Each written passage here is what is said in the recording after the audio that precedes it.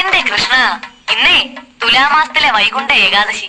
ഈ ഗുരുവായൂർ നാട്ടിലുള്ള പെണ്ണുങ്ങളായ പെണ്ണുങ്ങള് മുഴുവൻ അവിടെ നമ്മുടെ മുമ്പിൽ കാത്തു നിൽക്കണ്ടാവും കണി കാണാൻ. ഈ ബാലാമണി മാത്രം ദാ ഇവിടെ ഉണ്ട്. കാട്ടുകോഴിക്കെന്ത് ചക്രാന്തിന്റെ ഒരു പറച്ചില് പോലെ ബാലാമണിക്കെന്ത് ഏകാദശിന്നാ ഇപ്പൊ പുറപ്പെട്ടിറങ്ങിയ തള്ളമാരത്തിന്റെ ഭാവം. മായന്നൂരിൽ നിന്നെ കൂട്ടിക്കൊണ്ടു വരുമ്പോ എന്തൊക്കെ വിടലാ കേശവന്നാരെന്ന് പറഞ്ഞ കൊശവന്നാര് വിട്ടത്.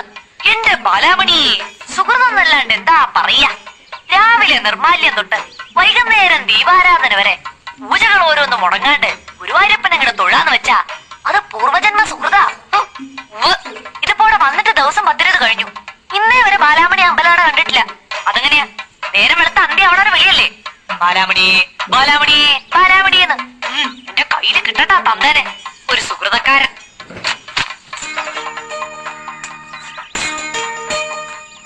നമ്മള് വലിയ അത്ഭുതങ്ങളൊക്കെ കാണിക്കണ ആളല്ലേ.